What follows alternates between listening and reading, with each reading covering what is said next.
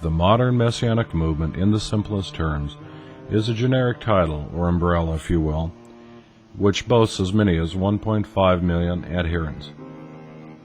There are thousands of home groups, hundreds of organized congregations, and numerous unions, which are Torah-observant New Covenant believers. The Messianic movement is both old and new. It is an expression of Jewish people who have accepted their Messiah, and it is fulfilling ancient prophecy. These prophecies are a stumbling block to many Jews, because the vast majority of adherents to the faith are non-Jews.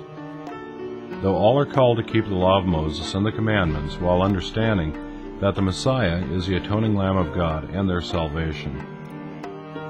Most non-Jewish Messianic believers take on many customs and traditions which are expressly Jewish.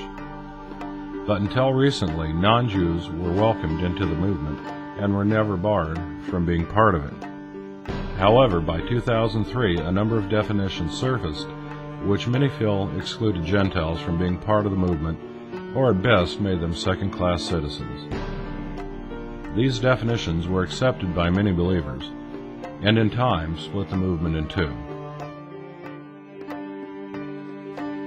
The Messianic movement is Jews and Gentiles coming together to live their lives and worship with respect to both the New and the Old Testament, and acknowledging that Jesus or Yeshua is the Messiah.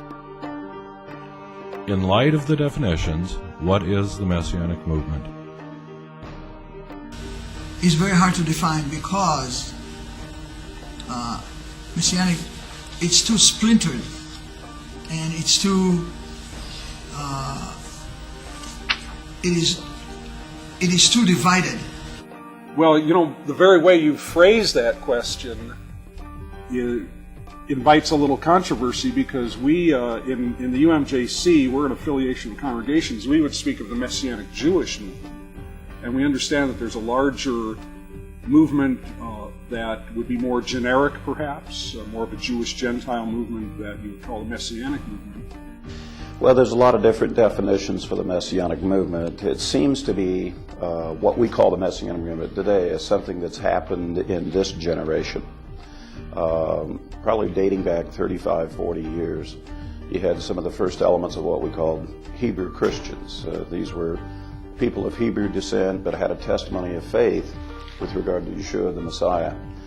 And since those days, as a generation has grown into maturity, most of the Messianic leaders are near and about my age. We were all born about the time of the modern nation of Israel, where they've emerged into leadership and formed what we call the Messianic movement today, where Jews who assert their Jewish identity, even though they have a testimony of faith in Yeshua of Nazareth. And then others have joined with us in that same faith of Yeshua the Messiah.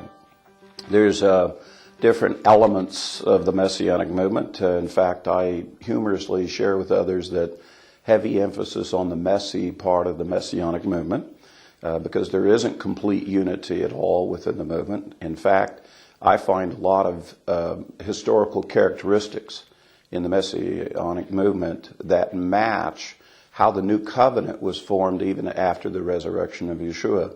It was about 30 years after the resurrection before things really began to take shape, and then you have the New Testament books describing the faith and the brethren in the faith.